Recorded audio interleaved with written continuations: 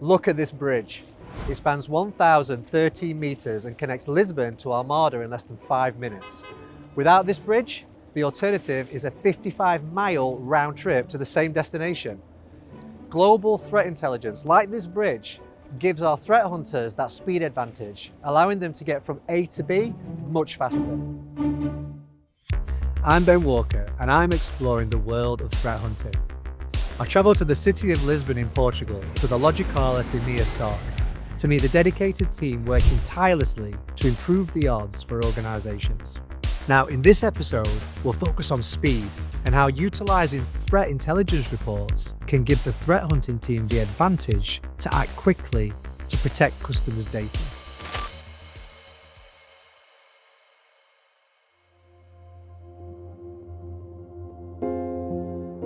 So in the battle against cyber threats, countries often collaborate to enhance their collective understanding of the dangers out there.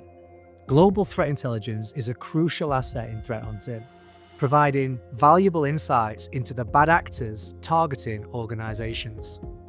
The cybersecurity community are very open to sharing. We're all on the same side. So the threat intelligence we get is significant and very helpful. It really shortens the time we take to find out malicious activity. It's like having a light focusing on that indicator and saying this should be looked into. Now, when you take that threat research and you enhance it that little bit more and you go, this group is known to exploit this type of industry, that then becomes really quite useful from a threat hunting point of view, because you can go, well, these are my customers, this is the industry they're in, this is the intel what relates to that threat. Let's just run a search and make sure we're clean. So the importance of threat intelligence is evident, but I was curious to learn how the team apply this in practice. Do they have any recent examples of using threat intelligence to protect customers? So we had one this year where you would have multiple agencies, FBI and NSA, some others from Australia, from the UK working together, and they basically identified a malicious state-sponsored actor. And it's quite detailed, and it was to do with a botnet attack. It'd been around for a while and built the amount of bots they've got as part of their bot network. So there's over 260,000 bots they had available or found. The Joint Cybersecurity Advisory described this botnet infrastructure as a network of devices known as bots, which are infected with a type of malware that provides threat actors with unauthorized remote access. The report goes on to describe these bots as IoT devices such as webcams, DVRs, IP cameras, running Linux-based operating systems. Now, this is the most important part. A functioning botnet can be used for a variety of purposes, including malware delivery, distributed denial of service attacks. The scary part here is that often these botnets don't do anything. You yourself may have one of these devices, and it's likely you would never know until it was time to strike. So you can massively cost the company money just by targeting, and that could be all they're after. They might not be trying to get in, they're just financially impacting. That's the other side, is what's the hard bit of cybersecurity and threat hunting, is understanding why would someone do this? What's their motivation? What are they targeting? Why are they targeting? Why have they built this? So now the team have access to this threat intelligence. I was eager to discover how they actually use it in practice. So basically the joint advisory there handled a PDF with all that was happening, the kind of devices that were affected, all of the indicators, and we took what we needed from there. So then that's where we design that custom code, what we then go and run the hunt in the customer's environment looking for. Basically used that across all the customers to see if anything was matching those indicators. What was the conclusion? Did we manage to find anything? Obviously we saw hits, but most of that was on things like the firewalls, but they were blocked. We can still take away from that to go, we had attempts. These were the attempts, these were the countries, this was the time period.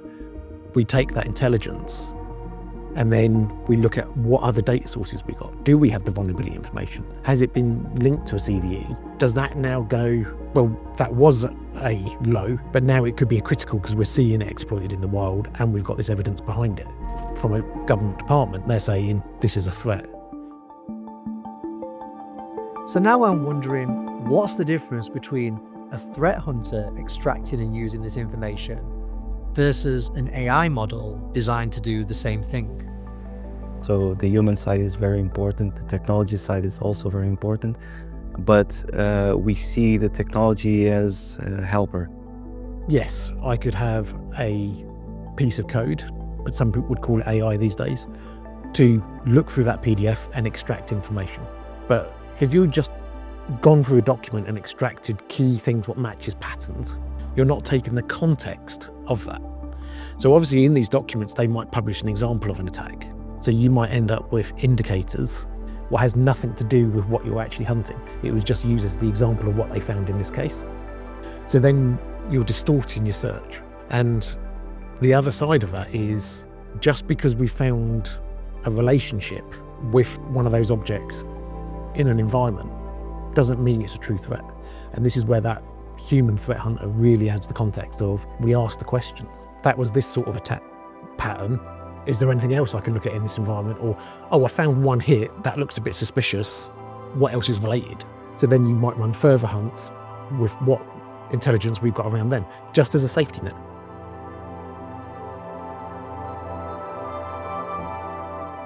In a cyber world where every second counts, threat intelligence is crucial for speeding up threat hunts and closing the gap with bad actors. But threat intelligence needs action. It can't just be words on a page.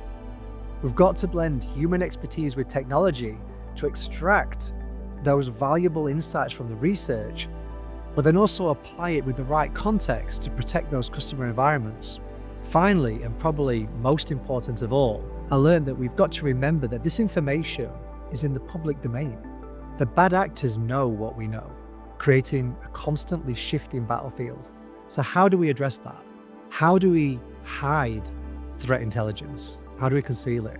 And how do the threat hunters outsmart the bad actors at their own game? Join me in future episodes as we continue to demystify threat hunting and explore real cases in action.